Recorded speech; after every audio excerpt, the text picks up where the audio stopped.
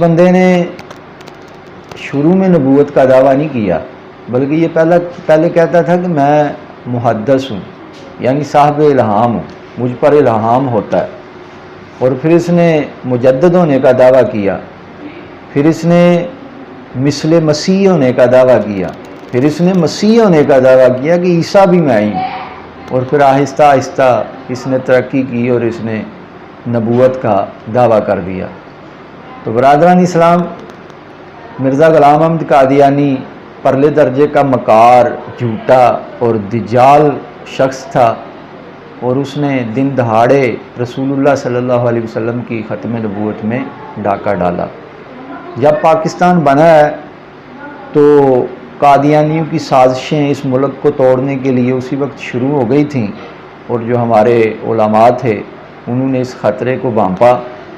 اور پھر اس کے خلاف جو ہے وہ ایک تحریک چلی، اور باقاعدہ 1974 کے اندر جو ہے وہ غیر مسلم قادیانیوں کو غیر مسلم قرار دلوانے کے لیے قومی اسمبلی کے اندر جو ہے اور سینٹ کے اندر جو ہے وہ قرارداد پیش کی گئی، جس میں علماء کا متفقہ فیصلہ تھا کہ قادیانی جو ہیں یہ غیر مسلم ہیں، اقلیت ہیں، مرتد ہیں، اور یہ دن دہاڑے رسول اللہ صلی اللہ علیہ وسلم کی ختم نبوت میں ڈاکہ ڈال رہے ہیں، لہٰذا ان کو سرکاری سطح پر جو ہے وہ کافر قرار دلوایا جائے۔ تو اب جب علماء نے قومی اسمبلی کے اندر یہ قرارداد پیش کی تو حضرت قائد ملت اسلامیہ مولانا شاہ احمد نورانی صدیقی رحمۃ اللہ تعالی علیہ، ان کا اس میں بڑا قائدانہ کردار ہے۔ اب اس زمانے میں جو وزیر اعظم تھے وہ ذوالفقار علی بھٹو صاحب تھے، اور آپ جانتے ہیں کہ ان کا بھی مذہب کے ساتھ برائے نام ہی تعلق تھا، لبرلزم کی جانب ان کا جو ہے وہ رجحان زیادہ تھا۔ تو جب قرارداد پیش کی گئی تو بھٹو صاحب نے یہ اعتراض کیا تھا کہ کسی کو کافر قرار دلوانا، کسی کو غیر مسلم ڈکلیئر کرنا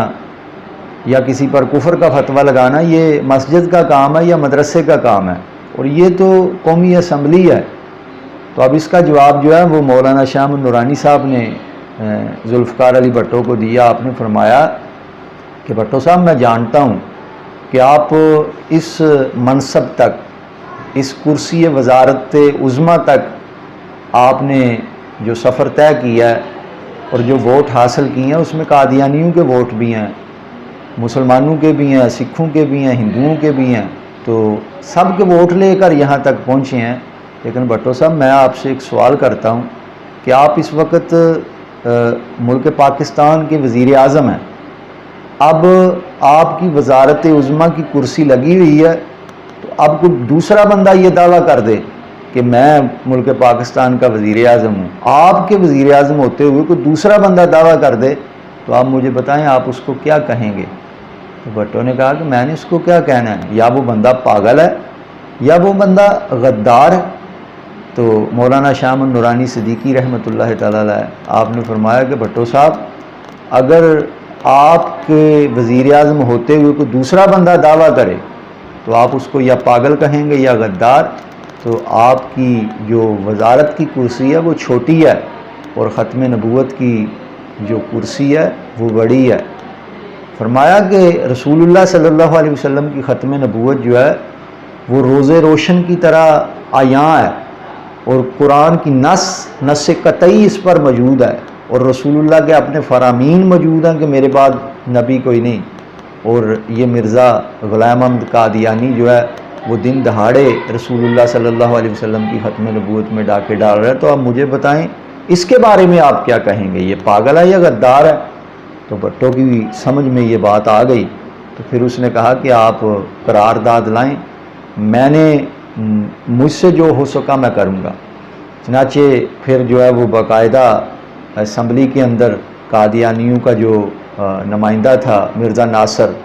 اس کو مسلسل جو ہے وہ 11 دن تک وہاں جو ہے وہ بلایا جاتا رہا، اس پر جرح کی جاتی رہی، اس پر سوالات کیے جاتے رہے، لیکن وہ علماء کو مطمئن نہ کر سکا، اور 7 ستمبر 1974 کو متفقہ طور پر ایوان زرعی اور ایوان بالا یعنی سینٹ کے اندر اور قومی اسمبلی کے اندر جو ہے وہ متفقہ طور پر جو ووٹ پڑے اس میں ایک بھی ووٹ قادیانیوں کے حق میں نہیں تھا، اور یوں جو ہے وہ متفقہ طور پر 7 ستمبر 1974 کو قادیانیوں کو کافر قرار دلوایا گیا۔ اس میں ذوالفقار علی بھٹو کا بھی بڑا اہم کردار ہے۔ تو جس نے جو بھی اچھا کام کیا ہے اللہ تعالیٰ اس کا اجر اس بندے کو عطا فرمائے گا۔ تو بھٹو کے نامہ اعمال کے اندر یہ ایک بہت بڑا کارنامہ ہے کہ اس نے جو ہے وہ دستخط کیے اس قرارداد پر جو قادیانیوں کے کافر ہونے، کافر ڈکلیئر کرنے میں جو ہے وہ قومی اسمبلی کے اندر پیش کی گئی تھی۔ تو برادران اسلام، قادیانی مرتد منافق ہیں، اور قادیانی آج بھی جو ہیں وہ ملک پاکستان کے خلاف سازشیں کر رہے ہیں، اور آج بھی بڑے بڑے کلیدی عہدوں پر یہ لوگ فائز ہیں۔ قادیانی نہ اس ملک کے وفادار ہیں، نہ اس دین کے وفادار ہیں، وہ انگریز کا خود کاشتہ پودا ہیں۔ اللہ تعالی ہمیں قیامت تک جو ہے وہ قادیانیوں کے خلاف اور اس طرح کے جو جھوٹے مدعیان نبوت ہیں ان کے خلاف جہاد کرنے کی توفیق عطا فرمائے۔